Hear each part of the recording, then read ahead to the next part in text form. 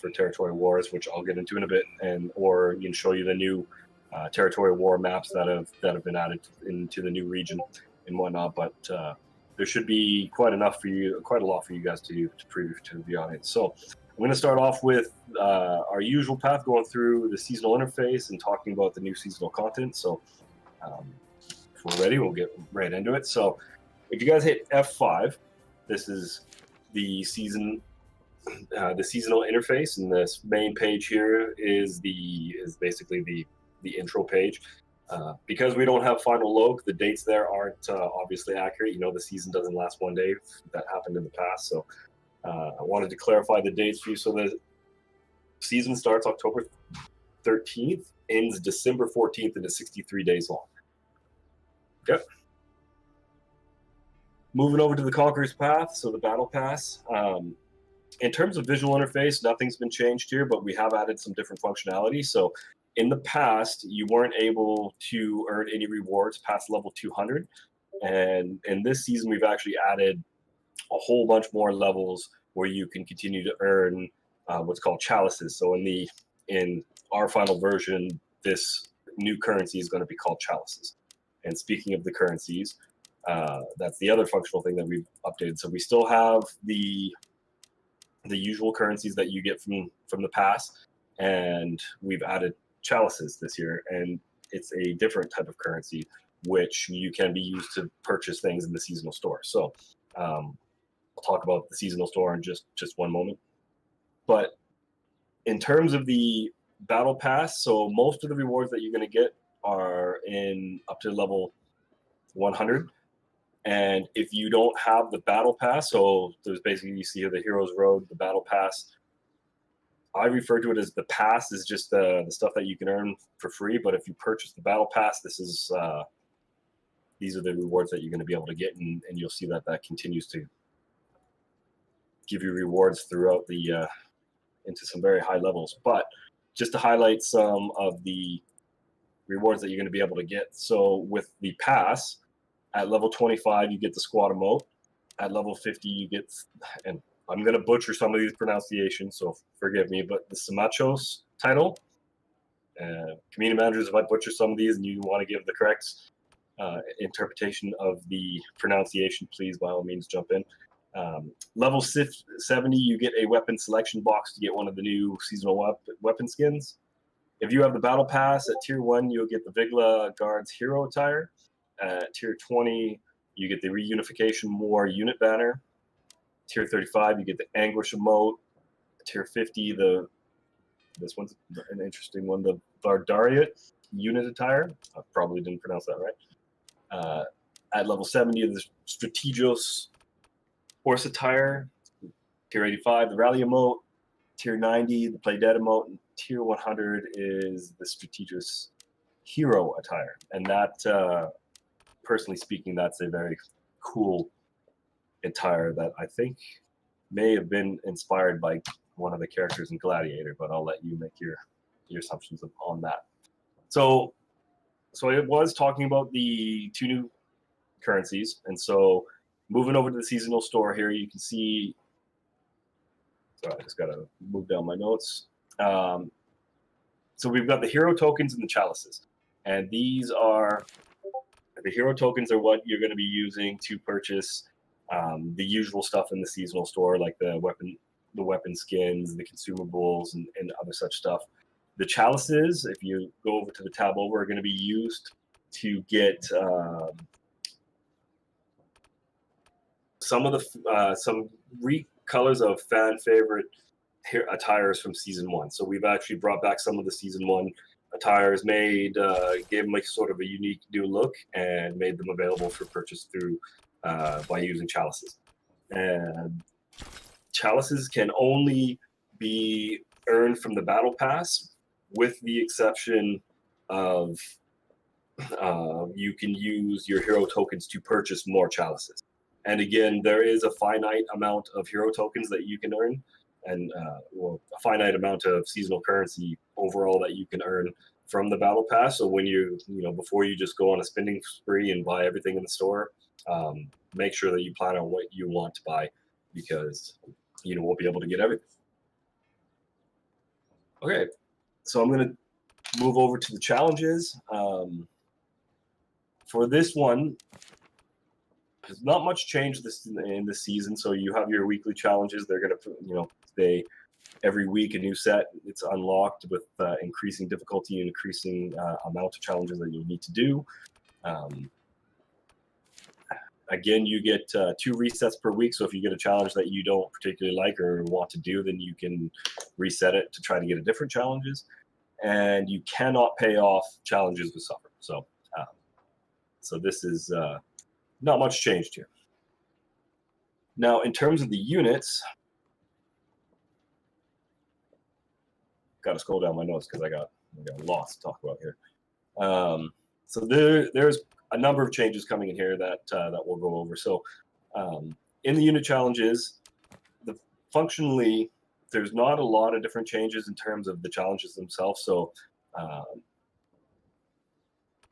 you start off with going towards one of the new units, and you have to complete those stages in order to get the units and in order to complete the challenges. And then once you've completed the challenges for that unit, then you can start working towards the next unit. So that you do have to complete the unit challenges in sequential order to be able to progress to the new 5-star unit. So you can see that we've got 4 new units up for you to up for grabs this season.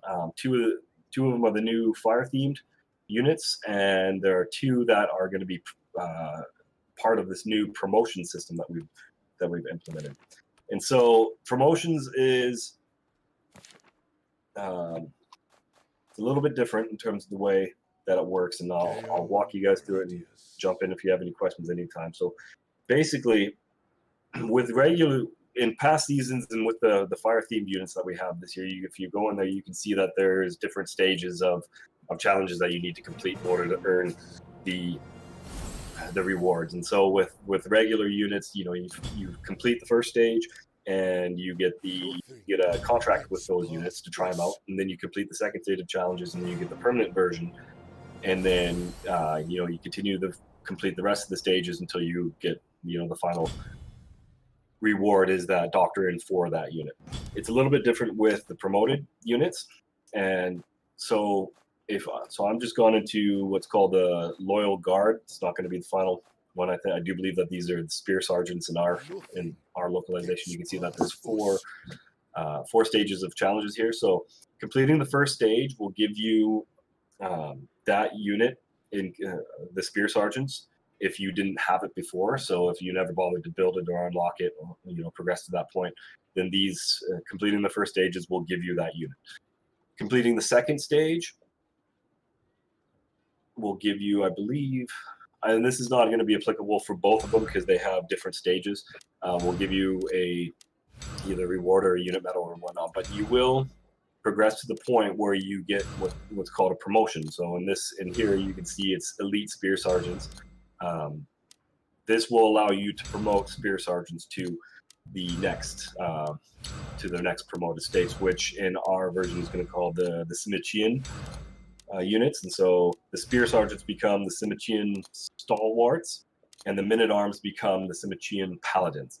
And so I'm going to go in here and just quickly complete the challenges for a couple of these. I'm sure that you guys could probably do the same. We'll go in here, and I just want to show you how exactly the promote functionality will work. All right, so once you've got that promotion, I guess I'll call it the promotion token, you can go into the unit barracks, open up the unit that you were working towards. So in this case, I was working towards the Men-at-Arms, and you can see in the unit here there's this new button called promotion, and when you hit it, it'll prompt you to, it's like a confirmation dialogue. So do you really want to promote these units? And so you have to type in agree. Okay, and then it'll show you a cool little cutscene that I can't seem to skip. And now you've got the corresponding Simichian unit. And so a couple things to know about how the promotions work. So the previous unit that you had, so whether that be the Spear Sergeants or the Men-at-Arms, so when you promote them, the previous unit, those spear sergeants or men-at-arms, don't exist anymore. Those are now the Simichian unit that you promoted them to. You can still build or craft the older units, the spear sergeants or men-at-arms, and keep them in your barracks. But once you promoted them, though, those units are now the Simichian units. If you'd leveled the men-at-arms or spear sergeants before you promoted them to the Simichian units, that progression will be carried over to the new units. And if you have veterancy points assigned to the units before you promoted them, those veterancy points will be refunded to you, and then you'll be able to use them again to respec the new units, which I think is an important part, because these new units, they are brand new units. They've got different formations, different orders, different traits, and so you'll have to get to know them a little bit and decide how you want to use those veterancy points. Does anybody have any questions so far? Like I said, I'm going through this very fast. I do. Yeah, by all means, please. Can you take them both in your warband, like the old and the new ones? I believe so, because they're essentially considered two separate units. Once you've promoted them, so like say for example, you had the men-at-arms only in your unit in the barracks, and then you've promoted them, and so at that point you don't have the men-at-arms in the barracks anymore. You only have the new Simichian. Sorry to interrupt, Drew. Okay. Yeah. No, you can't. Oh, you can't. You can only take either the promoted ones or the unpromoted ones. You can't have both in battle.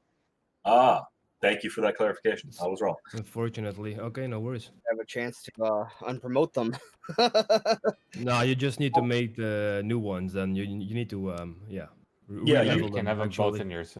So Yeah, just like- to understand, you can have both units in your barracks, but only either or in your warband. Yeah, Yeah, that's correct. Okay. All right, I got a quick question for you. So with the unit tree, like for example, the spear sergeants, did they get their unit tree buffs too when they promote? That is a good question. Maybe someone Nope. hasn't. As it looks like not. I tried out. No, the unpromoted ones will keep the original veterancy tree. It's only the promoted ones that get a different veterancy tree. No, not the veterancy tree. I'm talking about the unit tree.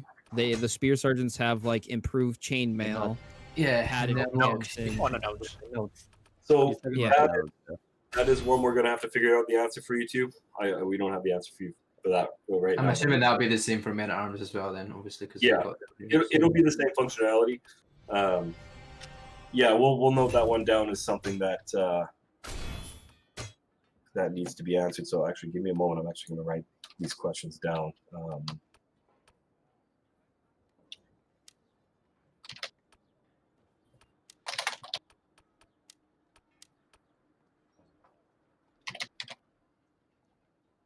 Okay, perfect. All right, so good question. We will get that answer for you. Any other questions about the units? Or the Yeah, I got one question also. When you do the promote from the old unit to new unit, and let's say the old unit is maxed leveled up, when you go promote, the new unit is like, I can't remember, it's like 21th level or 22, it's more level. Do you start from the promoted unit is starting from the level of the earlier unit, or you go from 0? No, any progression that you have on the existing unit, so the spear sergeants or the men-at-arms, is carried over to the new unit. Okay, thanks. Question back on the battle pass. Do you have a count of how many of each currency you can earn? I don't have that off the top of my head right now. No. Okay. Yeah. Sorry. So the battle pass, I just unlocked as much as I possibly could, and I think I had like 3K or 3.1K. Yeah. So I mean, this is sort of the purpose of giving you guys 5 days on the server, because we gave you guys a ridiculous amount of those tokens that give you the seasonal experience. So like, this is something that you guys can take some time and check out on your own. 5 days to do it, so should be good times. Okay, if you guys don't have any more questions, I'll start getting into the campaign aspect of the season. You didn't put the exact amount in the chat, actually. You said you can receive 1,550 hero tokens, 1,500 chalices. We can figure it out later, though. We can figure it out later. It's not super. No, I put the totals in chat for you guys. but we may have miscounted, so it might not be exactly that, but that should be roughly right. Yeah, with the caveat that you can purchase more chalices using the hero tokens, right? So at the sacrifice of buying something else with the hero. Yeah, that's just a total from the battle pass. That's not including buying extras. Awesome.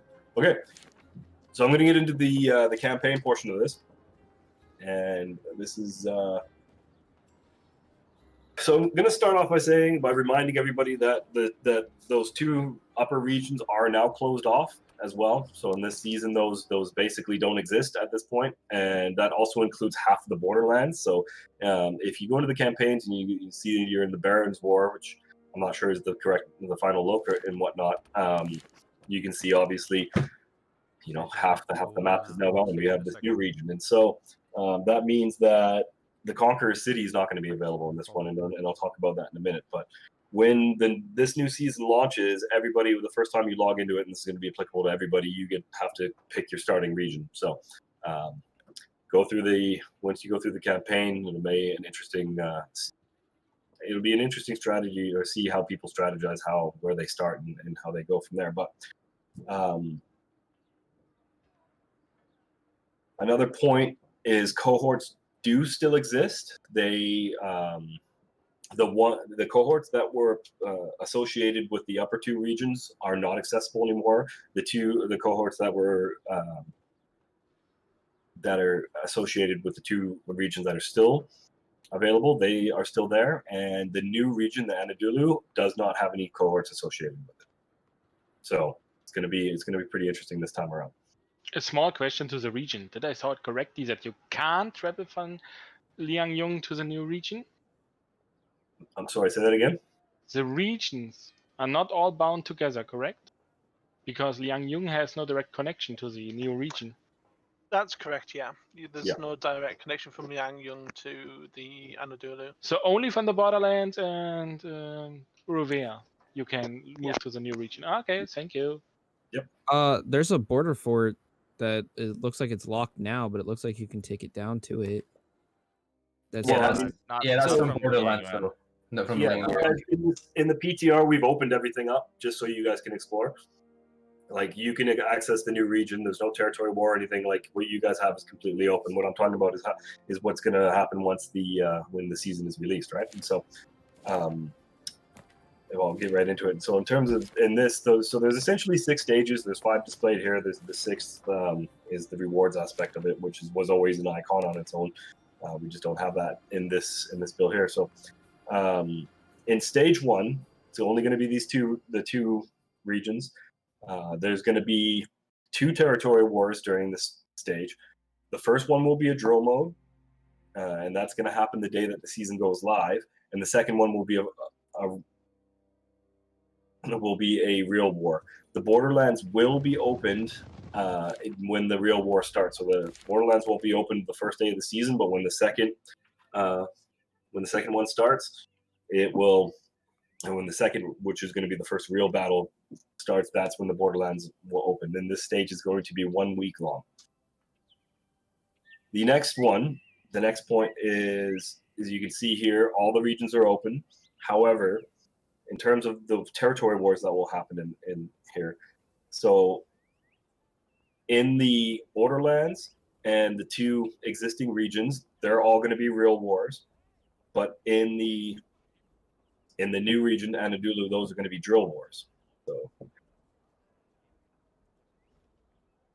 this phase will last 1 to 2 weeks. So we're planning to do 3 different wars. So, yeah, I think that's pretty self-explanatory. Any questions so far? Hey, Drew. Yeah. So, someone asked, what about the exotics, like from Osteria and Malyang? Yep. Will you still be able to get those? Yeah, I'll talk about that in a bit. Oh, okay, cool. Correct. I have a quick question for you, Drew. Where should we move our camps to? Like right now? Correct. No one can right now. Oh, okay. We're on a Pretty sure we'll be able to move it to Continopolis. It looks like it's the AI win.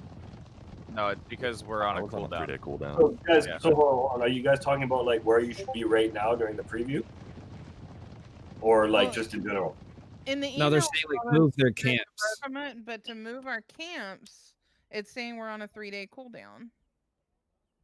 Okay, why don't we deal with that after we get through this presentation? I got one last question about the cohort thing. Yeah. Are the cohorts possible able to move down to the new region and capture thieves for them?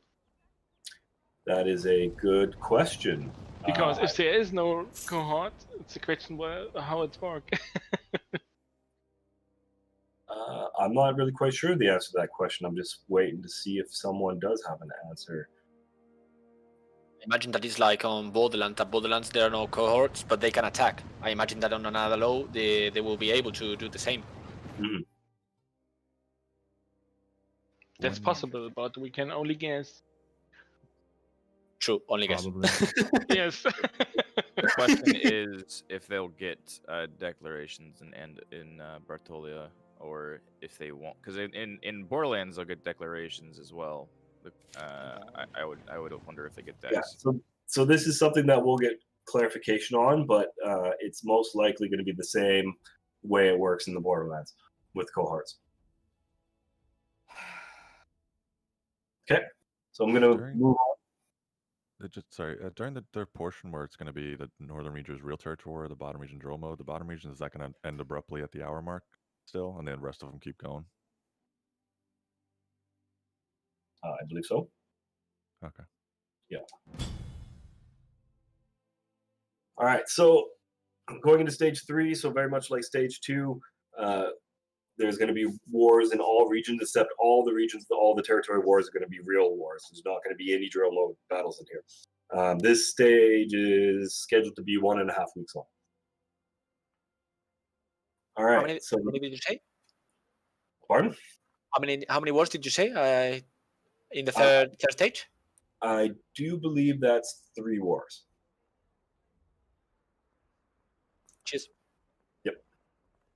All right. So this is going to be where the campaigns take a little bit of a different turn than what you guys have seen in previous seasons. So in stage 4 here is when you're going to battle for the capitals of the existing regions. So the existing regions now have capitals, and they can be conquered. This stage will be 2 weeks long, and preemptively, before you guys ask about if there's a gate system or if there's the ruling house and whatnot. So this is information that we are working with Booming to clarify at the moment. So they've given us some information, but we're not 100% sure on exactly how it works. And so we, like I said, to answer some questions last week in the Discord, until we get clarification, we don't want to give you guys incorrect information. So as soon as we have that information clarified, we will share it with you guys so you understand how those capitals are going to work. Cool. All right, and then the final stage is where you're going to battle for the capital of the new region Anadolu, which is Regionopolis. And so the first war of this stage will be a drill mode. The rest of the wars will be real wars. The stage is going to last for 2 weeks. And in terms of Regionopolis, there is no gate system for this, so it's not like Conquer City where you have to own a gate or anything, but there is a system in place in terms of fighting for the capital. And specifically, to fight for Regionopolis, you must either own a specific amount of fiefs in Anadolu, and we'll reveal what that requirement is, or own the capital of one of the other regions in order to be able to fight for Regionopolis. And there is a ruling house mechanic, which I will go into more detail about in just a few minutes here. So this will be the last, stage 5 going to be the last of the battles. This will be the end of the season, and then stage 6 is just going to be sending out you guys the rewards for the season. And before you guys ask, I don't have the list of rewards of what they're going to be this year or for this season yet. But again, as soon as they're locked down, we will provide them for you. Got a question? Yeah. Okay. Please. Okay. The rewards for each stage will be only that. I mean, I see from past seasons the rewards were quite better than this season. I don't know if it's going to change or these are going to be the rewards. I don't think that you can consider what you're seeing in the screen here as final. Okay. Yeah. I'm just looking at because we have a chat on the side with getting fed answers and whatnot. In terms of the rewards for the stages, I think this is something else that we can provide you with the confirmed list. Yeah, I mean, I just got confirmation that we're not sure that this is final. I think what you're seeing here are the placeholders, and once we get the final rewards list, we will share that information with you guys in the community at large. Okay, thanks. Cool. Okay, yeah, get a question, Drew. Yeah. Just gonna... Please, sorry, go ahead. I'm just gonna mute it for. Yeah, you talked about taking control of the capital of each region. Does it mean Chirulvaros and Daisheng? That's correct, yeah. Okay, so you, with your house, you can control this fifth. Yep. And it's Continopolis for new region, is that it? Regionalopolis, yeah. Does that mean as well, okay. when the wars start, you can start taking it from the very start, or is there a set time that the main capitals can be attacked? Like I said while we were going through It's partway through the season. Yeah. Oh, right. That's when you can take the capitals, right? Okay. Yeah. So stage 4 is when you can take the capitals. I got a question about the taking of capitals. What happens to all the people that have the capital as their home? Do they lose 50% of their unit kits like you do in regular Feast? Because that's a huge price tag for a lot of people. 3% or 3 to 5%. Yeah, Like that. Yeah, I thought it was like smaller. It's supposed to be like 3%. But it's probably not. It's probably still gonna be a safe region. Yeah, also, the question with that would be new players that are starting, they generally start in one of the capital cities. So is it going to restrict who can use the capital city as their home? Because new players coming in will need some place they can go to. Okay, so taking the new questions at the time. So the question in terms of safe zones in whatnot. So we are waiting for confirmation from the developers on what the safe zones are going to be. Once that stage sort of begins, I think that the same applicable answer to what the starting area for new players once this stage is started. So yeah, these are good questions. Drew, as well as the capital city, obviously the cities, the little villages that are associated with that, are they also attackable as well then when these regions open? Yeah, and so I will get into, so that's sort of part of the new regional influence that I'll sort of explain in a few moments. Form wedge! Form wedge! Okay, should I continue? As I see it correctly, below the capital cities, there is another safe zone, I believe. I think there are more safe zones around them. I think that will be the start zones then. Potentially, yes. Again, we're just waiting for confirmation from the developer on what the safe zones will be. Each capital city has 2 other associated safe zones. We'll get to it later in the last. Let's move on. I got a question about the harbors, if you're already there. Sorry, you have a question about the what?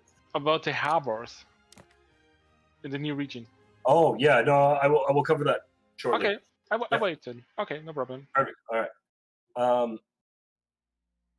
So I'm going to go back over the unit challenges just because that's pretty much the seasonal interface as a whole, and so now I'm going to start talking about the new seasonal content, some of the new updates that have come in here, and so again, I don't want to go into too much detail about the season or about the units because, like I said, I want to minimize the amount of time that I'm talking for and get you guys, really let you guys get your hands on here. So as you guys saw, we've got the 2 new fire-themed units, and which is the Zakar Leon militia and the C4.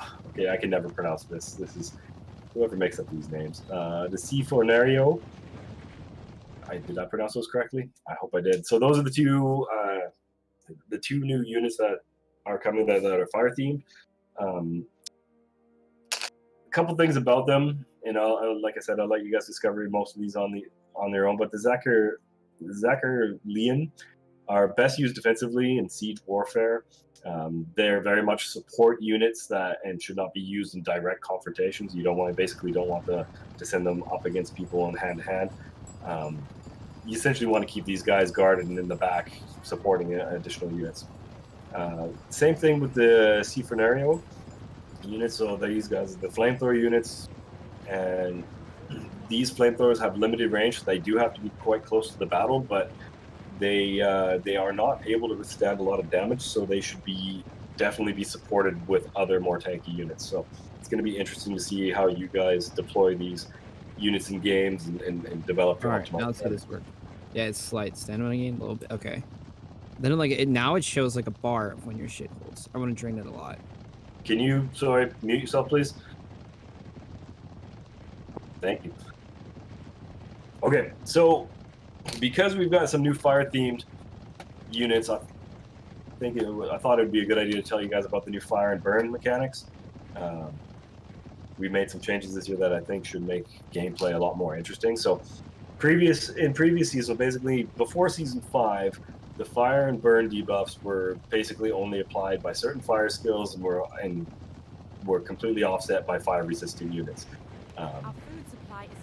Basically, if you had a fire resistant unit, the fire debuff wouldn't apply to them, and heroes, all they needed to do was just roll around to reduce the burn effects. And so, basically dealing with fire has been too easy in this game, and that's, when we started working on these units, the dev team sort of set out to make the fire mechanics a little bit more interesting and challenging. And so some of the changes to the fire and burn mechanics are as follows, and if you want me to repeat any of these points, just let me know after. So the burn debuff will no longer simply have like the on and off state, so it won't be a burning and not burning state. So they can now be stacked to increase the potency of the debuff. So if a unit or hero is attacked by a fire attack, they will take minor fire damage as well as damage over time.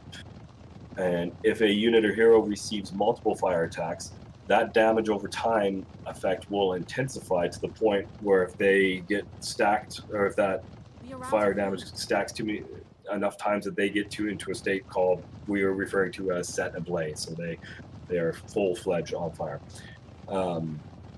Fireproof has been changed to fire resistant, and fire resistant units will be capable of withstanding greater amounts of fire attacks before they are set ablaze. And so, again, the set ablaze is when you've received multiple fire attacks and you've reached that state.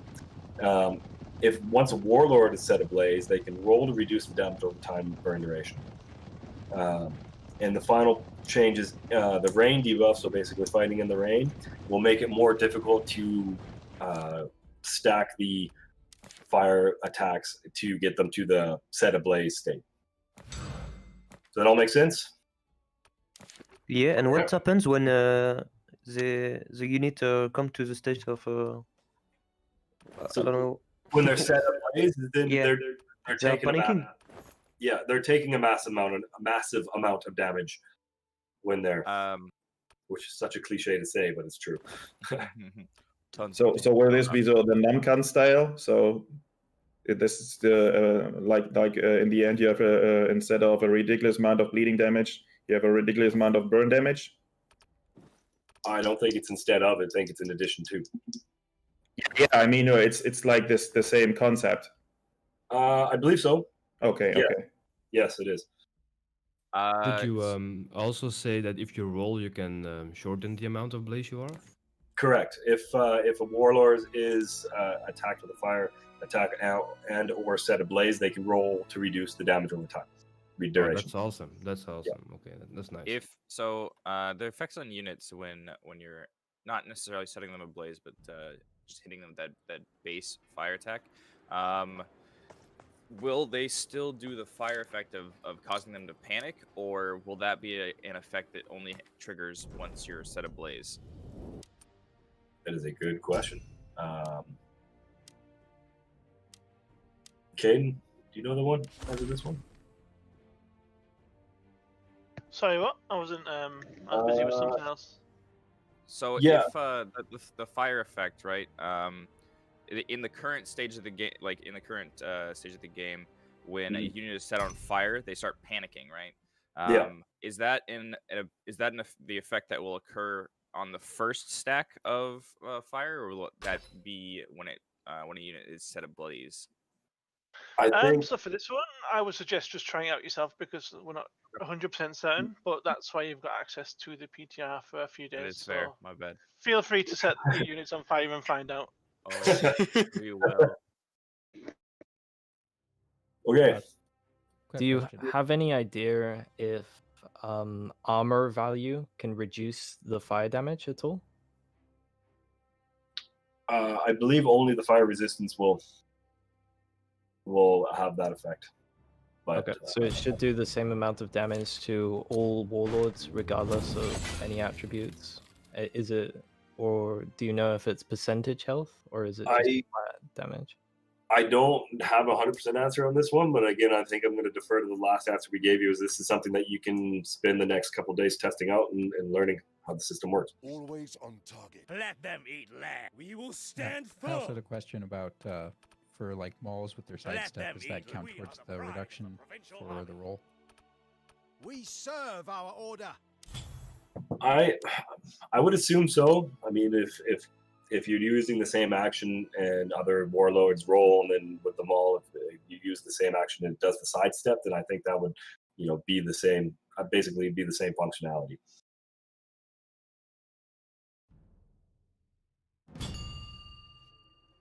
Okay. So, in terms of the other units, so the returning units, so I did talk about the Simichian units, which is the men-at-arms and the spear sergeants being promoted to the Simichian units. I don't think I need to cover that again, so just a friendly reminder that the new Simichian units, they are brand new units, and so they've got different formations, orders, and traits, and so definitely recommend that you guys spend some time checking them out during the preview on the test server, since we're going to be leaving this server open for, basically going to leave it open for you guys until the day before we launch the new season, so you guys have 5 days to spin on here, which is pretty sweet. Okay, so at this point I'm going to talk a little bit about the new region and some of the new my screen and some of the new towns, ports, trade posts, and I will talk about the new regional influence system as well. So if I'm going too fast again, just ask me to repeat a point, or ask me to, or just jump in with the questions, and I'm going to take a quick sip. And we'll get that part. May I ask a question? Of course. The sailing looks 1 point to 1 point. So if we in the sea, we don't get any pursuit, I guess. You can't be pursued while you're sailing from one point to another. And it'll also cancel the pursuit if you jump into a boat while you're being chased, if they haven't caught you. Thanks. Yeah. All right, so the new region, Anadolu, you guys have a big, nice, beautiful region for you guys to explore and check out. And so with the new regions comes a whole bunch of new features and functionality that I wanted to walk you guys through. So in terms of how the new region affects territory wars, is we've introduced 3 new territory war maps based on the fief that you're attacking. So there is a new village map, town map, and city map. Unfortunately, like I was saying at the beginning of the event here, is we wanted to be able to show you guys this map, but we were unable to do a territory war due to some technical limitations. So unfortunately, you won't be able to go into those maps for a battle specifically, but you can visit the fiefs and check out what those maps look like based on what they are in the fiefs. And then the next point is the trading post. So as you can see near most major cities and most ports, there's a new fief called a trading post, and this is where you're going to be able to purchase items and resources. And so a lot of the resources that were only available, well, essentially all the resources that were only available in the 2 regions that are now closed, can be purchased from these trading posts. And trading posts tend to appear near and around cities in Anadolu, and they use your silver to purchase commodities and the resources here. Trading posts are not linked to fiefs, and so houses or players cannot own them. And so the ports. Myself over this port here. So the ports are purely for transportation in the new region. So there are areas of the new region that are only available through ports. And if you go over here and if you look at some of the routes, then you can see, you know, there's from this one alone, you can see that there's an island that's only available by traveling over the sea. So I'm sorry, just getting caught up in my notes here. So you can own some ports if you own the large fief close to the port, and ports next to smaller fiefs cannot be owned. And so basically it breaks down like this. So the smaller ports, the fishing ports are small ports mainly used for smuggling. They tend to have few destinations available. Embarking from fishing ports comes at a risk.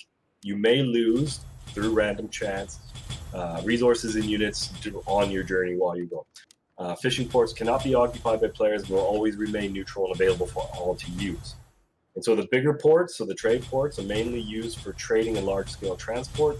Traveling from one of these enables you to avoid many of the dangers at sea, and therefore you will not lose any resources or units on the journey.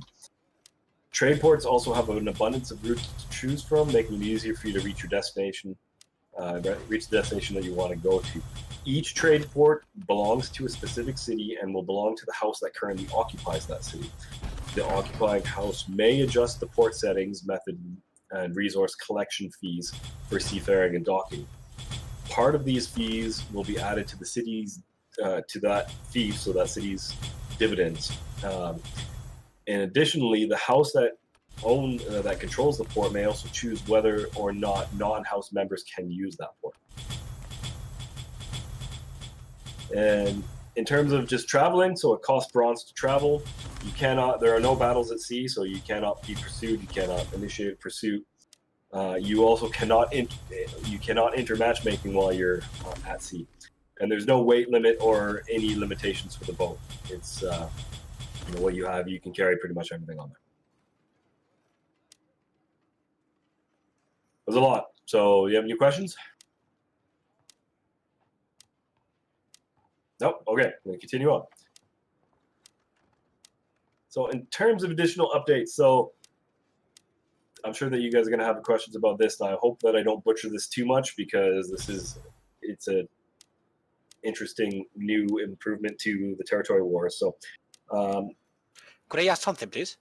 Sure. I've just realized I took one of the boats to try out, and I realized that you waste food while you're on the boat. Is that something it should be like this, or? You do indeed. You've got to wait, right? You're still in the open land, really, aren't you? Pretty much. So it's the same idea if you're walking from area to area. Okay. Just wondering. Thank you. Someone else asked a question about since stuff can be affected while at sea, does that include artillery and not just resources? So it can be perfected? I didn't hear what you said. You said at sea how you could lose resources and units. Could that also impact artillery? I don't know for sure, to be honest.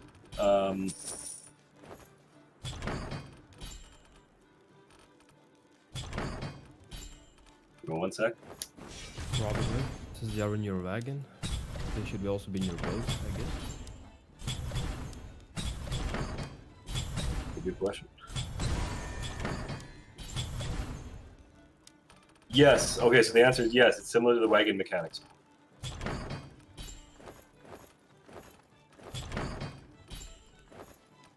Okay.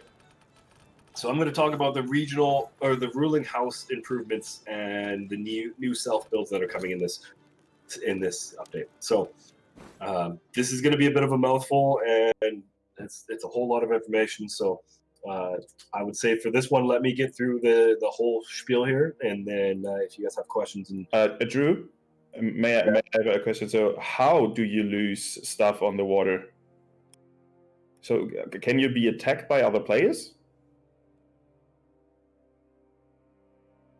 No, there's no battles. It's a chance. Sorry, I'm just looking at some of the notes here that I'm reading.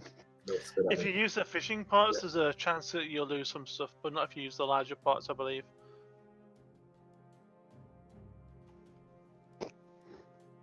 So when I use a trade port, I don't lose stuff. When I use a fisher port, there's a chance that I lose stuff. Yeah. Correct. All right. All right.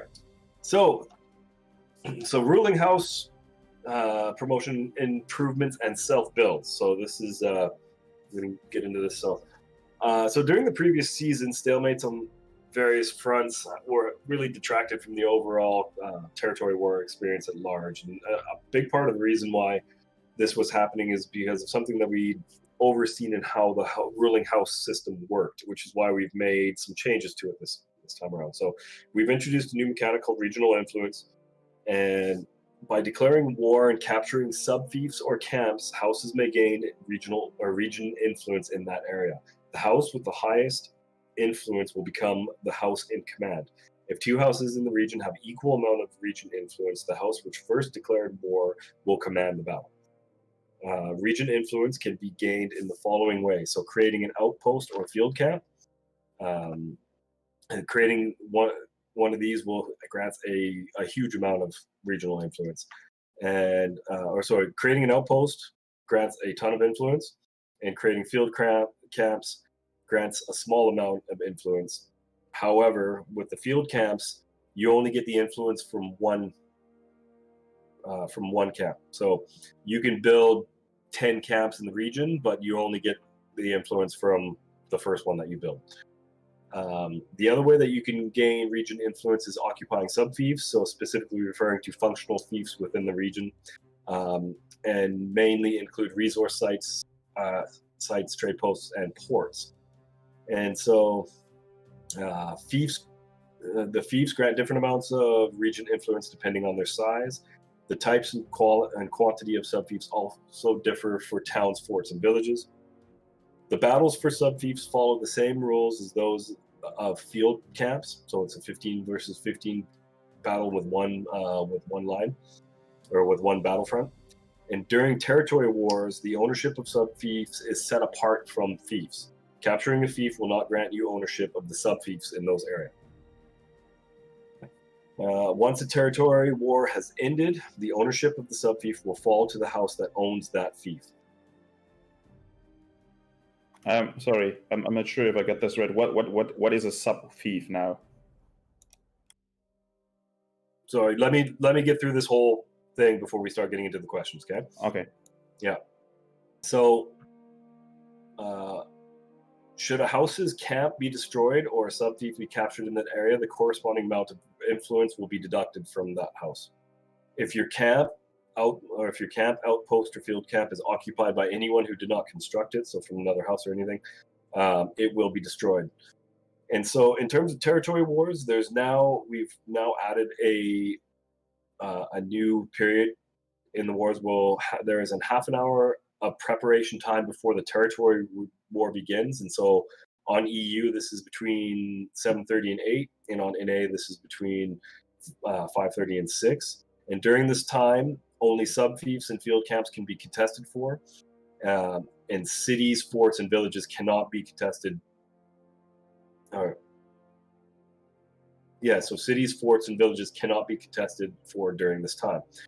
So the commanding house duration is once the war preparation is over, the house with the highest influence in the area takes command over the first territory war fief battle. Thereafter, the house with the highest influence in the region after each battle will assume command in the following battles.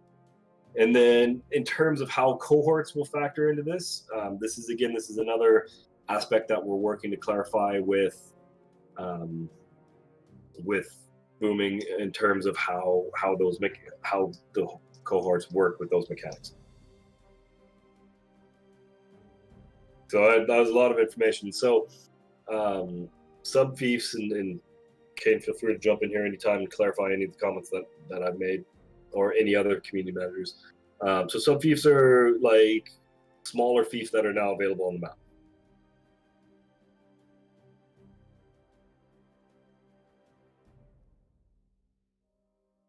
I'm also recording this whole presentation too, so I'll make that available, and you guys can re-listen to that through again, and we'll I'll be online throughout the day as well to follow up with any questions and whatnot. I know that was a mouthful and a lot to absorb. So it's Can I ask a question?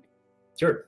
So the sub thieves will be located basically just added to the current thieves of a thief at the moment, basically. So there'll be additional points that we can click on in the same region that we used to have before, or is it like?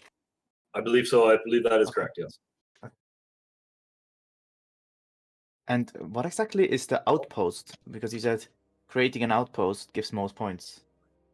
So these are the two new self builds that we are adding to the game. So this is new. Right. So these are the new functionality that we've added. So during the preparation time, this is or anytime you can build these new what's called self builds, and they will add to your region influence. Okay. And so in terms of this. So in terms of the sub fiefs specifically, so resource sites, trading posts, and ports are basically sub fiefs, and every single one on the map, at this point is sort of confusing, but every single one on the map are sub fiefs. So, best bet is to open up the map and take a look. Can we take them? For example, not the so castle or trade post only. They're tied to the main thieves. Mm-hmm. Okay. So everything that basically shows up as an icon on the thief, right? More or less.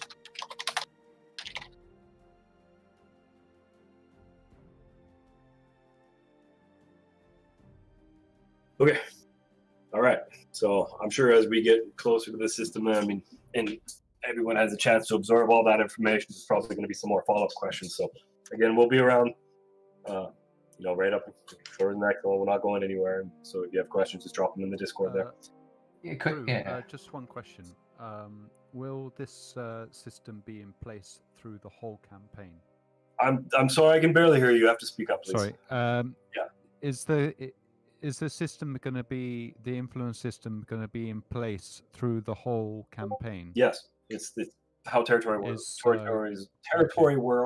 work now. Well, okay. See if I can get that up.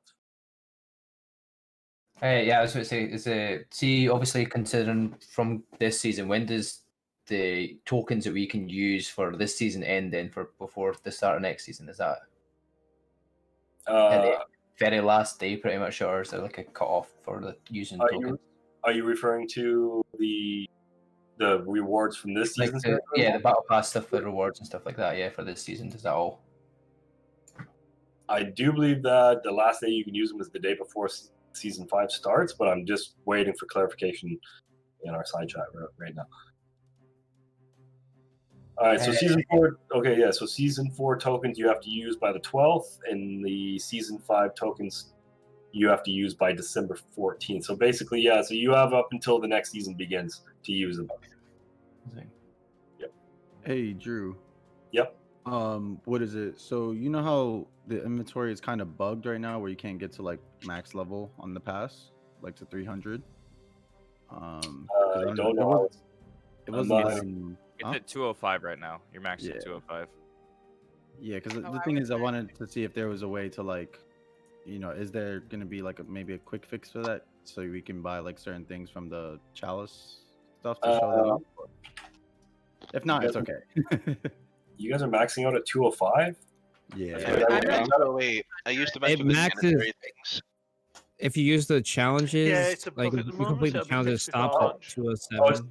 It's just weird because I just used everything, all those tokens in my inventory when I was testing the other day, and It's a bug right now. It will be fixed on launch. Yeah. Okay, so if anything, I guess a good fix with it to just keep buying the Janissary rules until you get to level 300. Then, yeah, would that be a good fix or no? I can't even use those either. It capped me out on those two. Oh, no, you can't. I've got those in my inventory and it won't let me use Anyway, them. I have 81 of guys, those. let's get on with the thing. Yeah, let's get back to that.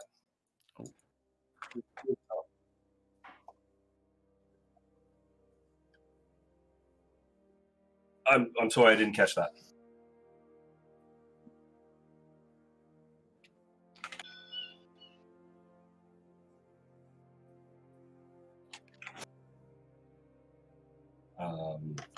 This one, I don't actually know the answer to this one. I assume the aggressor level requirement is house level requirement, like in previous ones where you had to be like level 8 to attack Saltivar, house level 8 to attack Saltivar. That sounds realistic, right? Da oben ist einer. I believe so. It's sort of a tough question because I know, we're talking about two different low localizations.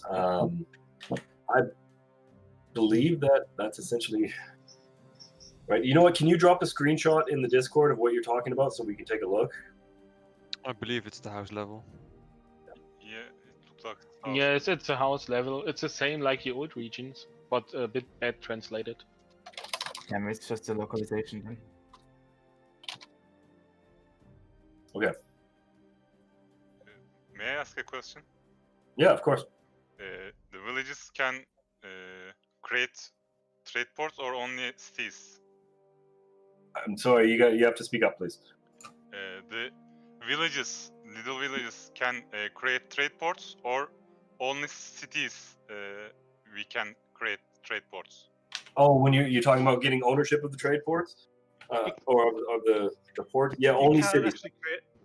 You can't create them. They're only the ones that are there are the ones that are already on the map.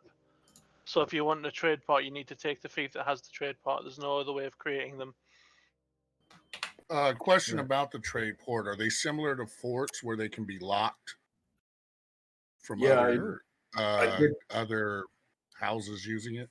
Yes, I did actually cover that earlier on. Okay, So I'm sorry.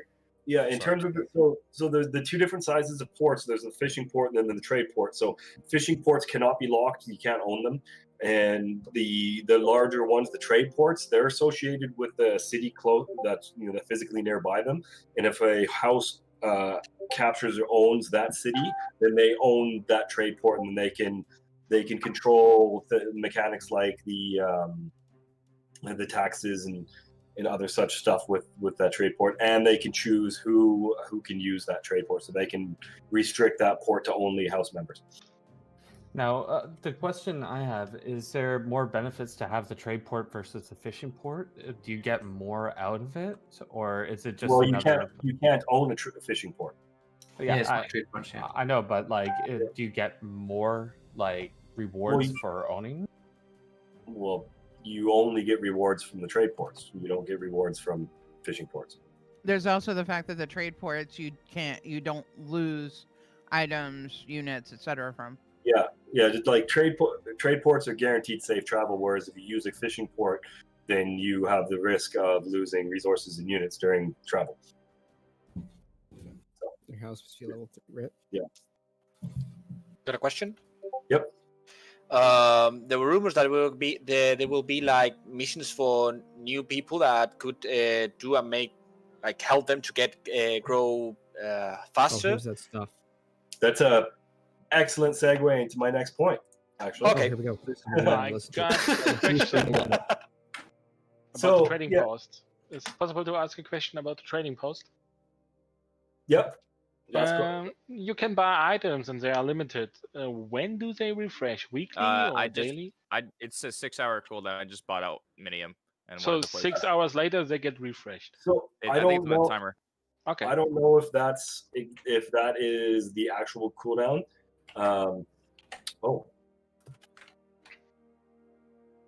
Sorry. This is something. I think this is something we'll have to get clarification for you guys on. Okay. The specific. This could be reflective of what it's actually going to be in once we release, but that timer might be different once we release. So, so take it with a grain of salt, and it'll be something that we can determine for you guys. I just want to say thank you, Drew, and the rest of the crew there for going through all this with us. Yeah. Thank the community managers. I'm just a messenger in this regard. So. See for current houses just now, do the current house step-ins all reset to 0 as well? I take it for coming next season. Yeah, there will be a reset when season 5 starts. Okay. Oh no, I'm wrong. Hold on. Don't. Okay. I got a big no with exclamation marks on that. So Wait, what was the big no for that? There's not going to be a house reset. No house reset. Yes, the house. House reset. Oh, I thought you were just talking about houses, like the ownerships and everything. Oh yeah, that'll be reset. Yeah, I assume Yeah, that'll that'll be reset. House funds will not be reset. Okay. So I didn't hear that correctly. That's fine. Yeah, the house funds. Yeah. Yeah. Yeah. But prestige and less XP still will. Yeah. Yeah. So houses and territories will be reset. The funds will not be reset. So prestige as well. Sorry. Gotcha, time to relock that up. Can you? Sorry, Drew. Can you repeat that? So prestige will also be reset or not? Well, Probably. I'm going to throw this to the chat. Will prestige be reset? Said 1 sec. I'm assuming it normally resets every season anyway, right? Yeah, I mean, I think that whatever we've done in the past is what you can expect in the future. Yeah, but house levels also reset the last time, so. Okay, yes. So prestige will reset. Yes. Okay, thank you. So prestige and house levels are resetting as always. No, house level isn't. No, they just said. I missed that Okay, part. so I'm being asked by someone, can you ask how resource files and items for sale in the market will be affected upon reset to the new season, especially if you're in Borderlands or old regions, because the old regions are going to disappear and Yeah. parts So the of reason, are gonna disappear, resource, anything go ahead. there. So the resources that were exclusively available in those regions that are no longer accessible can be purchased from the trading posts in the new region. Okay, and There'll be anything that plenty you of new have shoes and currently stuff, so- on the market in areas that are going to be discontinued for season 5, what will happen to those? They'll I'm head to sorry. your new chosen safe zone. So when you choose a new region, they'll be sent to that new region. Awesome, thank you. Sorry, just quickly to verify. So house level on the will be remaining, but and the or just the So or the just the funds, basic sorry. the basic way to think about it is whatever was reset in the previous seasons will be reset in this season. House Okay. funds will not be reset. The territories will not be reset. Yep. Okay. Thank you. Yeah. Keep it nice and simple. Sorry, Super Drew? quick. Yeah. I was just going to ask, in terms of the influence, when is that actually given out? So, at what stage is the influence given to the house? So, is it after the battles, or is it in between that half an hour slot? It's after each war. After each war, you get influence. Okay. So that's changing because currently it's only after Saturday nights usually. Yeah. No, I mean like like I said, that whole regional influence is it's a big change to the way the territory works. There's a lot of information there, so I'm sure that you guys are gonna have tons of questions once that information is processed and digested by you guys. I was surprised that we didn't get that many questions, but we can get into that.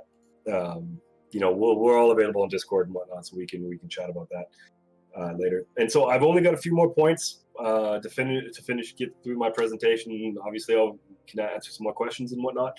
But I think this is also stuff that you guys are interested in. So in terms of quality of life improvements that are coming in this update with season 5. So we'll talk through this real quick. So let you, if you guys want to jump in with a question, by all means, please do. But so there are additional changes coming to the bow and short bow weapons as well as pike units, and those details are going to be included in the patch notes, which we are planning to post on Monday, October 12th. But you guys have access to the server for the next 5 days, so you can sort of test them out and see what they are on your own time.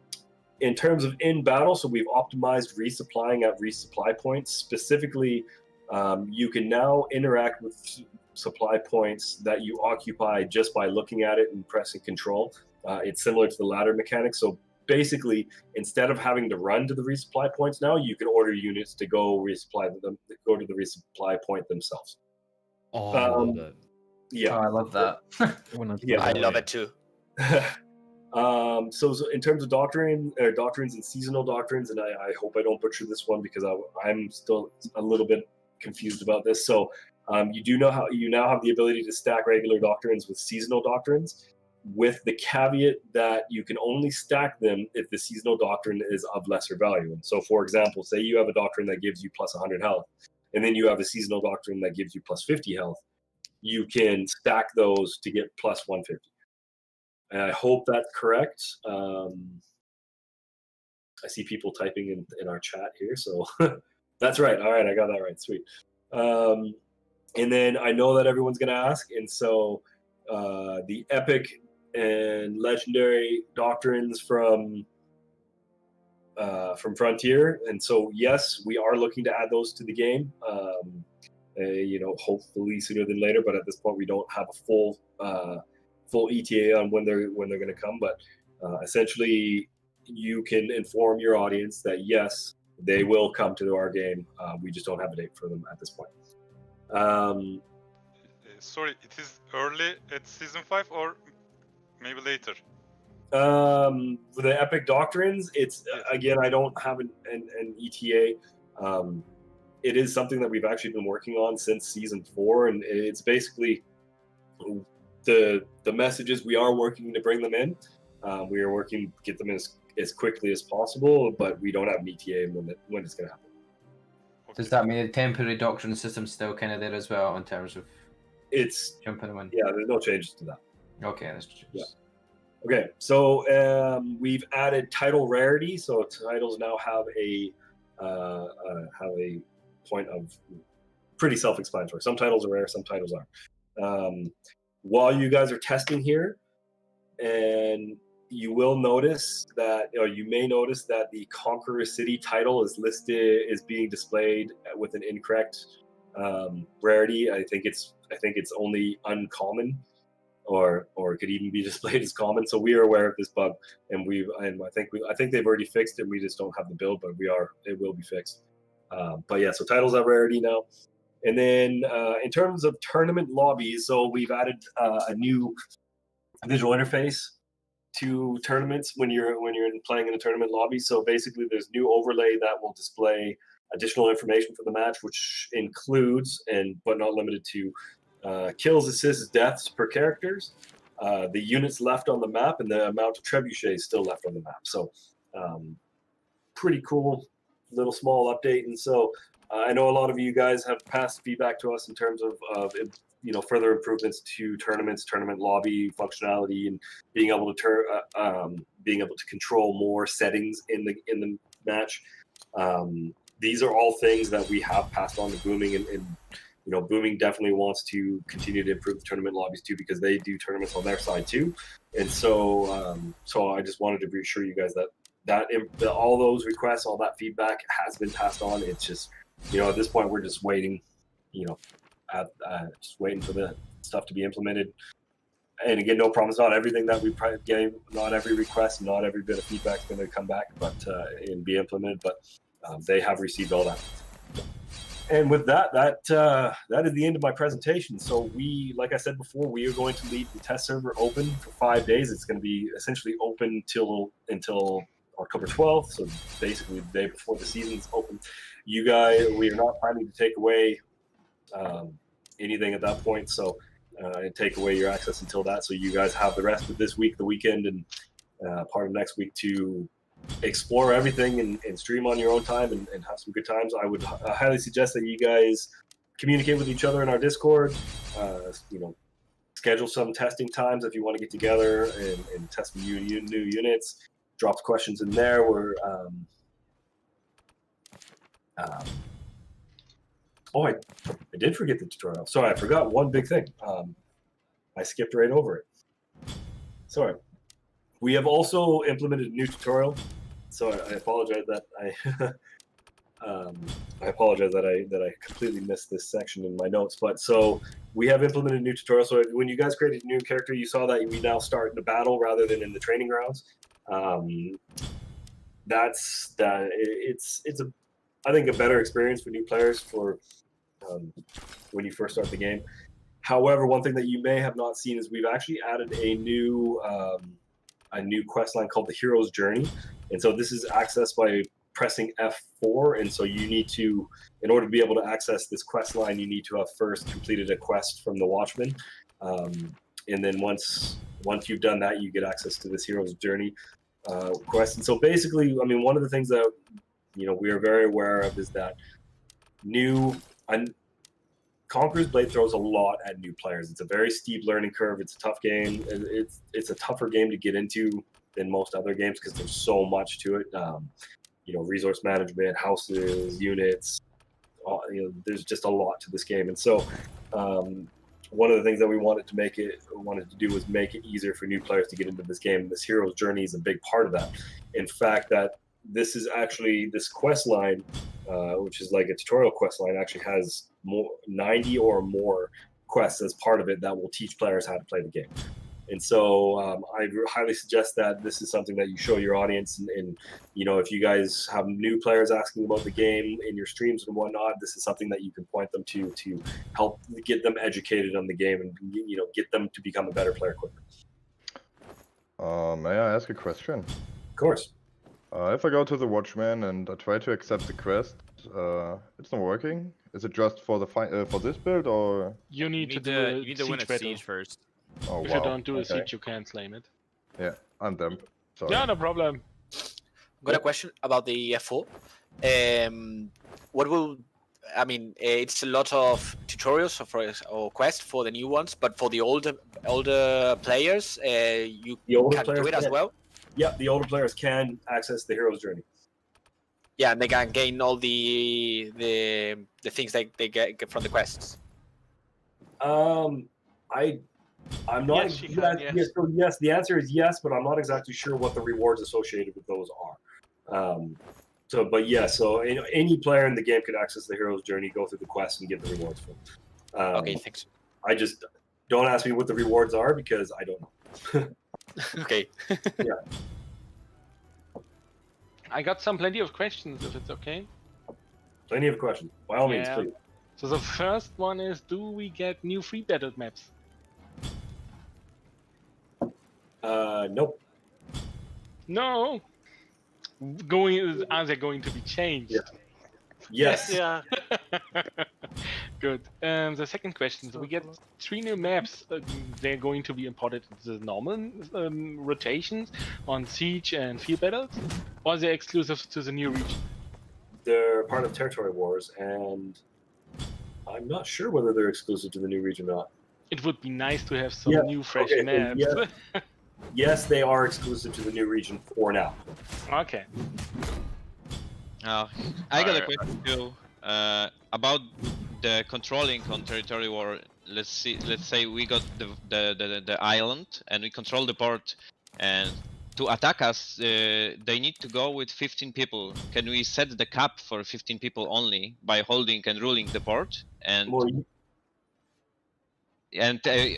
how many people can Can they be in the queue for the fight, or we can set the cap by ruling the port for only 15 people, and it's only fighting with 15 people and they can't rejoin? So in terms of this, so you can't set caps on ports. You can only choose who can go through it. So whether house members or non-house members. And it's actually an interesting follow-up question because yes, because when you control it. Let me finish this thought here. Let me finish the thought here. So in terms of the port, so like if you're on an island and you've got that port, do you control who comes into that? So because like another house could be using a port from a city they own to come into your port. So does that mean they can't pass through that port? And so I'm just looking at that because you restricted people. Yes, exactly. Yes. You put an enemy, and they, if they can or can't attack us at all, if do the permitted transport for other houses. Okay, so ports. So this is a great question actually, because for my own reference so ports is restricted for sending, so you can choose who leaves the port. You cannot choose who can arrive. So if you have that island and you control that port, you can choose who can leave, but you can't control who comes in. Okay, so let's say we defended it, and after the territory war, they are still on the island, so they can't leave it. Yeah. Well, there's a magical button called return to camp, so they can't. But if they get a cooldown, they will have a little cookie to eat with us on the island. The caveat there is that the port that's on that island is a fishing port, and you can't own fishing ports. Oh, roger that. Yeah. Okay. Because then you could essentially like strand a house on that island for the duration of the territory wars, and that would not be cool. Yeah. I think you can't. That would be an interesting thing. You shouldn't be able to change whether or not something's passable during TW. At least that's the way the ports were already. You can. I'm sorry, I didn't hear. You guys were talking over each other. I didn't hear that at all. So mid TW, you can't change whether or not a fort can pass people, like let people through. So that wouldn't be a thing, anyways. If you were able to go through it, you'd be able to go through it anyways. No, if a territory war is active, you cannot change the settings. Yeah, that's what I mean. Yeah. So you wouldn't be able to strand people unless they had been annoying as well. Well, I don't think there is potential to strand because I was looking at this. We were chatting about this on our side chat, but there are some islands that have cities and trade ports, but those islands also have fishing ports. So no matter what, like there's no way to strand a house on an island. They can always escape through the fishing port. I have another question from the community here because in one of the latest patches we had this bug that we could see that there would be a potential server swap. So is there any information if this will be something in the future or not? I'm sorry, a server swap? Yeah, so that you can switch your characters from one to another server. Oh, I don't really have any information on that, to be honest. Because we have lots of people that would love to change it. On that now, so yes, we do plan to implement something to allow them to swap servers, but this will be at a later date. Okay, so it will be, I think, a paid service. Yes, for sure. Yeah. Why Okay. should you get free server transfer?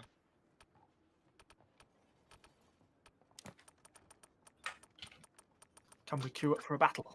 So the answer to that is yes, it will be paid. So I'm not sure whether you heard that. Okay, so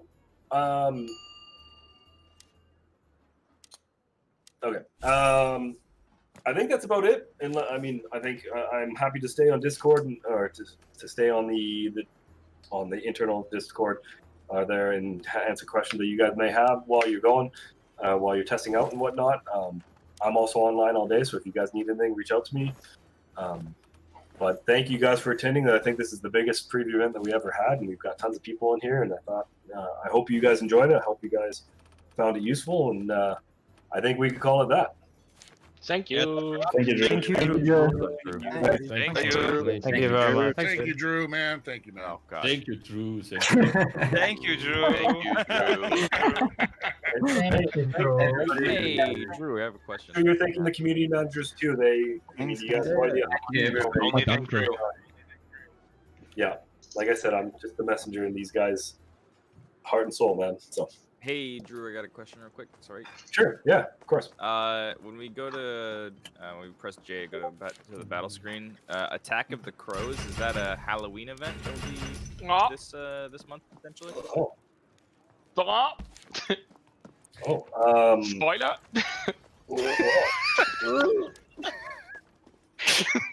Maybe you should get that off my screen. Yes, maybe. I think maybe you should figure this kind of like how the pike was accidentally shown. The only thing I can say about that is no comment. Yes, understood. I'm sorry, I I will already not leaked try it to queue also. up for it. Got it. I got gonna- some I'm gonna queue questions for that. from the community. The first one is, when will ranked match be open? At the start of the season or later? I don't know. I think that is something that we'll reveal closer to when the season begins. Okay. The second question is, are there going to be improved warband functions, especially for free battles? Because it's sometimes really annoying to select all units in free battle, and if you got some issues with the internet connection or some lags, it's maybe for some people hard to catch up and select all units at a time, so they often start with less units as they wanted. In terms of optimizations to war and functional changes to the warbands, I am not aware of anything. I haven't had a chance to look through the patch notes in full yet. But I don't think there's any optimizations coming there from what I've seen. So I think the safe answer there is no, don't expect any at this. Okay, for this. and the last question is a beloved question that Kaiden don't like to hear. A lot of people still asking about the elephants. Those are at the end of the season, right? Bak ağacı şöyle bir şey oluyor. Ben denedim mesela. I have no information about the elephant. Bak ağacı şu hale geliyor. Mikrofonu kapatabilir misin? Okay, so we're still waiting and hoping it will arrive soon. You know, I'm with you guys. I have the elephant sitting in my inventory too. I want to use it. I have absolutely no update for you guys to share with you guys. So This should be priority 1. Eh? I have one further question about a unit clarification. There were rumors that the grenade guys would explode if hit by incendiary archers. Is that true or no? I think that's something that you can test on your own and figure out. Heck yeah. There's another question. Since we have all these battles, which ones are we technically allowed to do? I think it's just so we can queue for certain matches, certain maps. That's what it looks like. I know, like, we've requested that open world pursuit battles and tournament lobbies be turned on. I wasn't aware that any other matchmaking was on. Yeah, there's a lot. That they There probably is a won't be open for that much longer. So, May I ask a question? hold on one sec.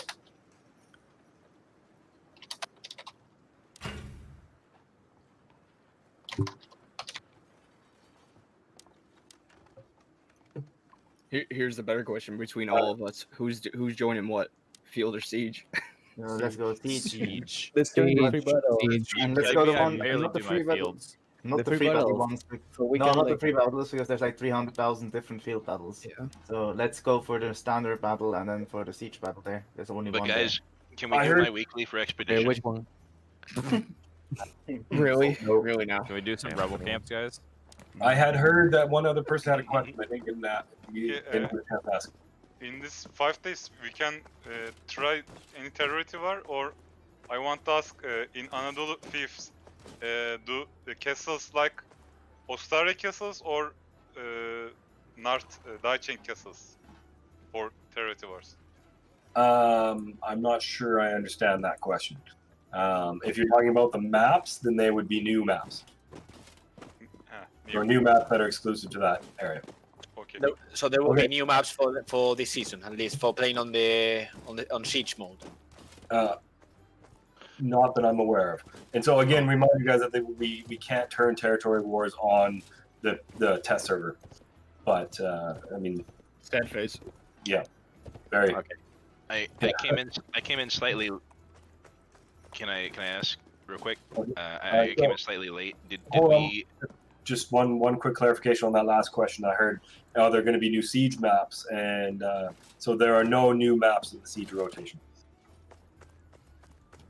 Are there new field battle maps? I believe we answered that one already, but no, no, not this season. But we are going to be switching up the rotation of them. Gotcha. Will there be new rebel camps in the future? Like I know, doing the same one over and over again kind of gets a little taxing. When you're talking vague, is something going to happen in the future? Like it's sort of a loaded question, because I could say sure, in the future, quotations, we'll change it. I don't know. I know that in the rebel camps, as it is right now, we are not introducing new rebel camps in this season. I don't know whether they're going to come in the next couple seasons or if they're going to be added or whatnot. So I mean, I can. The Maul does not need a nerf in my outlook. People that use the carry, they're just, I don't know. I mean, I'm not going to enter into that debate in terms of the the changes and what I think. Really, what it's going to come down to is looking at. Once we release the patch notes and as you guys test here, you got 5 days to test out a lot of the changes that we made. And like I said, we definitely made changes to the bow and short bow as well as pike units, and really, I didn't want to get in for the preview events. I don't want to go into here's a checklist of things that you guys should check out. I really want to give you guys the free time and opportunity to explore the stuff on your own. And so if the changes to the warlords is something that your audience is particularly interested in, I would recommend spending some time to check it out and see what changes have happened. I did have a 2-part question, Drew, just regarding what's going on here. So, first, Okay. I missed if we talked about this. So Turovaros and Daicheng, when they become attackable, they will not have unique maps to them, correct? No, Okay. they will use the old maps. The new maps are going to be exclusive to the Anadolu. And the new maps that are exclusive to Anadolu, Bartolia, whatever they're talking about, those will not be in any form of rotation, so we can prepare and understand how those maps work. They're just going to be like the new Conqueror City, where no change was announced, and we just kind of went in and found it. Okay, I'm Is sorry. that right? I'm going to have to take a step back because I've just been corrected in that. So the new maps for Anadolu are going to be exclusive to Anadolu, but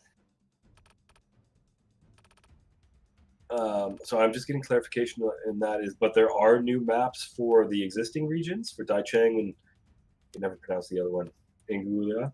So here, give me one moment. I'm just going to quickly confer with my colleague here. Okay.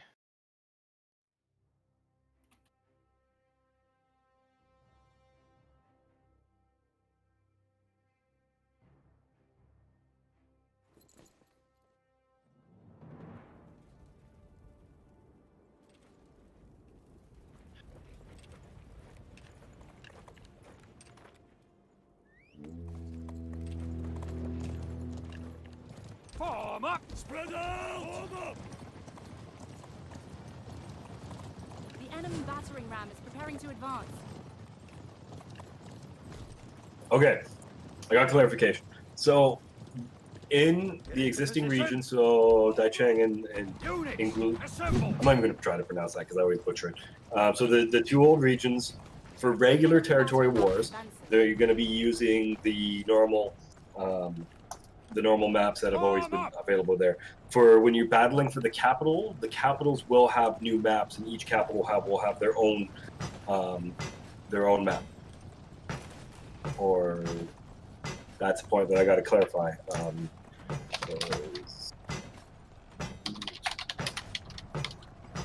So each capital have its own map, so they're going there. And then in Anadolu, they have all new maps for the whole territory. So, and going back to the capital, so yes, each capital has its own unique map for when you're fighting for the capital. And what was the second part? The second part was all these brand new maps that are coming up. We are not going to have any form of preparation for those in the siege queue. Then is what you're telling us. Drill mods maybe. Form up! Get into position! I don't believe so, but there will be a drill mode, I think, at the beginning of that. Okay, all right. Okay, so there is those maps will not be part of the siege queue, but there will be drill wars in the new region that you'll be able to practice on there, Phil.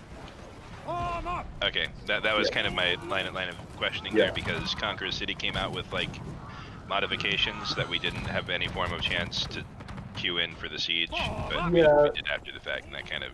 I know, but my counter argument would be that everybody is sort of everybody's sort of on even ground when it comes to, if a new map is out, nobody gets to play, then nobody gets to play, and everybody's in the same boat. Or if a new map comes out and you get to play in the drill mode, then everybody has the opportunity to, right? So it's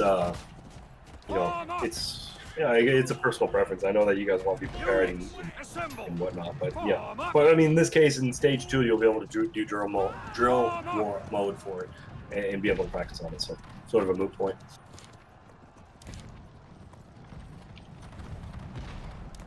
Any other questions while I'm here before I jump off?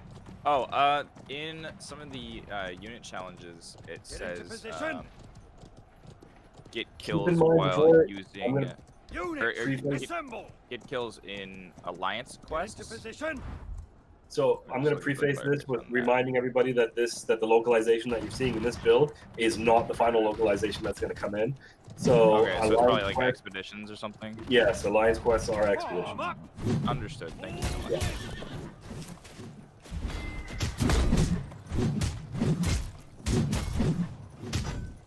Okay. Well, I'm gonna jump off and make a coffee and recharge my. Oh, before I leave, hold on. I apparently have one more point to make. One moment. Form up. Form with.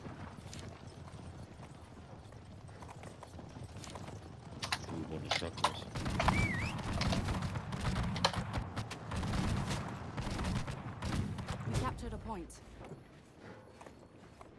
The enemy has captured point A.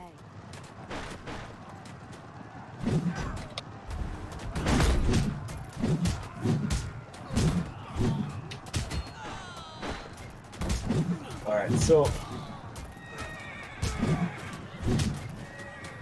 I am getting confused by this. One second, guys.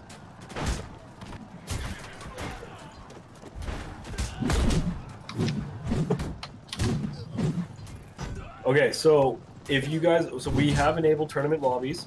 The password for the for creating a tournament lobby is tournament, all lowercase. And if you want to access those tournament lobbies, you have to go to the Ungoveria capital to access them there. And I'm not even going to try, which is Turel Veros, apparently. So I'm just going to drop that into. Units, assemble. Why exactly did you ask us to come to this new city? Because I wanted you guys, that city has a port, the city, and a trade post all in one thing, and I wanted to, as I was talking, if you guys were following along, then you would have been able to see what I'm talking about. But now, I mean, you guys are free to go nuts. Units, assemble. Form up. I'm just gonna put this in my Discord here. Form So, just out of curiosity, are you going to make it so we can move our camp now, rather than have to wait 3 days so we can explore the region and be able to swap units without having to go all the way back to Toralvaros to do it? I can certainly ask our GM, but I'm not sure we'll be able to. You can always just create a new character too. Yeah, but our new character. No, you cannot. I think choose it's it. because You it's a cannot, new character, it starts with a 3-day timer. Yes, that is exactly it. and you can also not start in the new region. You can. As only it, start you in can't the- start in there anyway. Yeah. You can't start in the region. We said earlier we can conquer Borderlands, the first real territory war. Yes. That was in the notes. Right. I'm just making sure that I read that correctly. It doesn't show it in the thingy, but like the mapping. It only shows the town, your town. So stage 1, the first battle will be a draw. So I'll just go through this again super quick for you guys. So stage 1 will be, there will be 2 territory wars. The first one will be a drill mode. The second one, which is the day the season goes live. The second one will be the first real war, and the Borderlands will be opened for the second war, which is the first real war. So basically the schedule is season goes live, day 1, you have a drill mode, and then the next, which is only in the 2 regions, and then the next territory war is the Borderlands, the 2 regions, and it's a real war. Does that make sense? Yeah.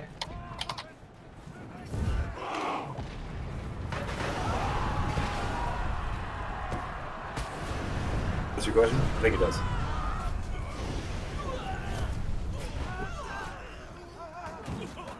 And Harley Quinn, I have reached out to our GM about moving the camp, or moving your region. Yeah, I'm not sure we're going to be able to. I hope to be able to, but it's all on him. Okay, all right. Any other questions before I leave? Are you available on Discord so we can ping? Yeah. Yeah. I mean, and that too. I mean, I'll be around all day. I mean, I'm happy to, if you guys want, then I'm happy to jump on a stream and chat with you guys, and jump in voice here, or I'll be around to answer questions via text as well. So I'm not gonna log off for another. Maybe my days. I'm still in my morning, so I'm around all day. So if you guys need me, I'm here for you, and hope you guys have fun on the PTO.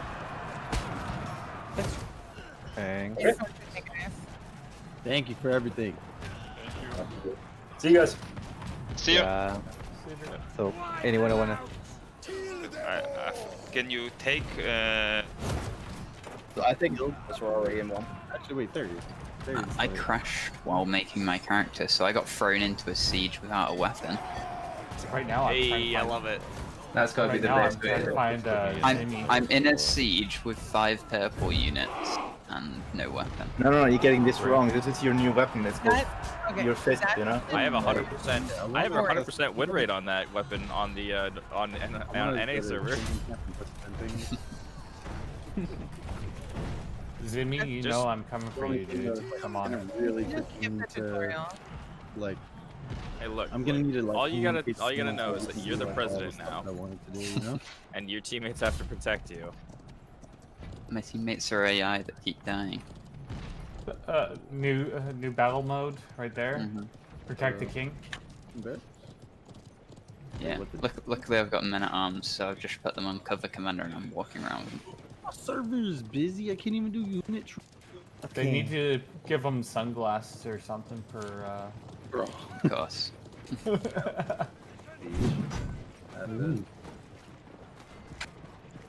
Alright, Zimmy, where the heck are you? I want to kill you.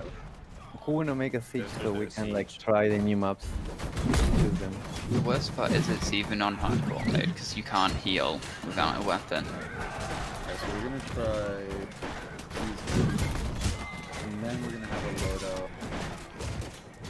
Put it wide. We're gonna have a loadout for these guys.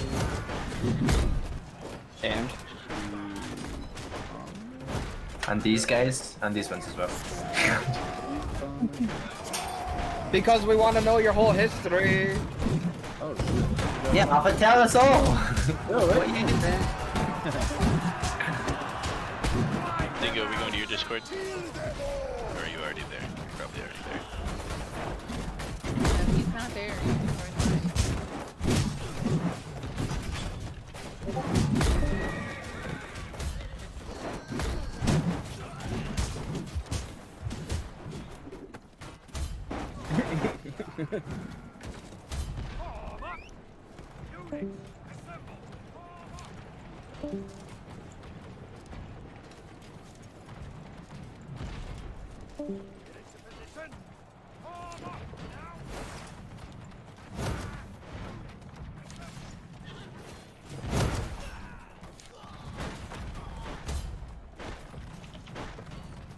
Wipe them out!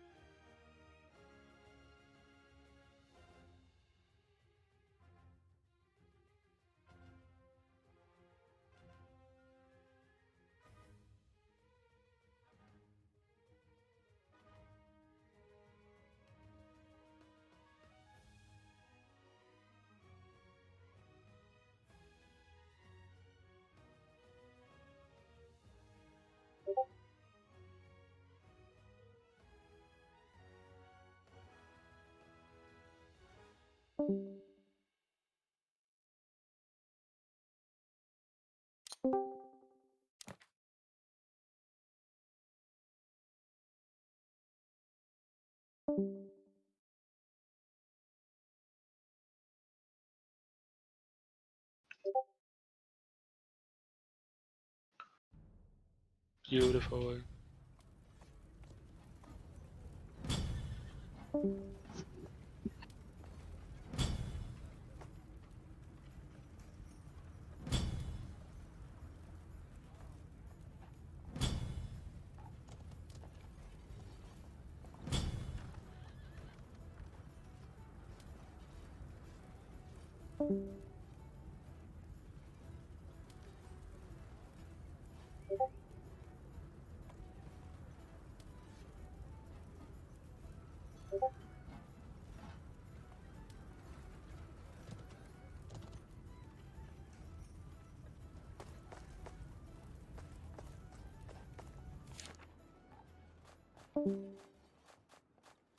Nothing gets past us.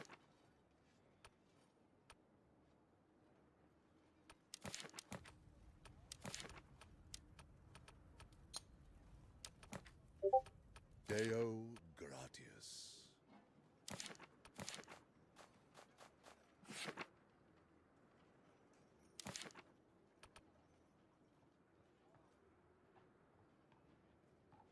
Mute. Do you know the password? The password's A. Just the letter A. Thank you.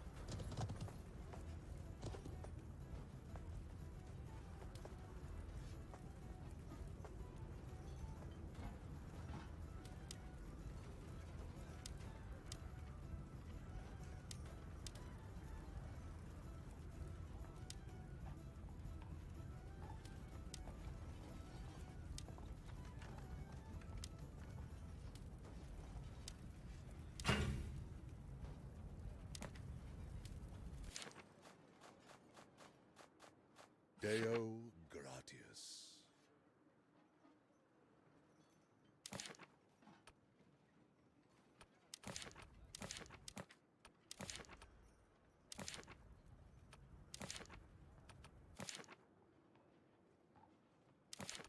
Nothing gets past us.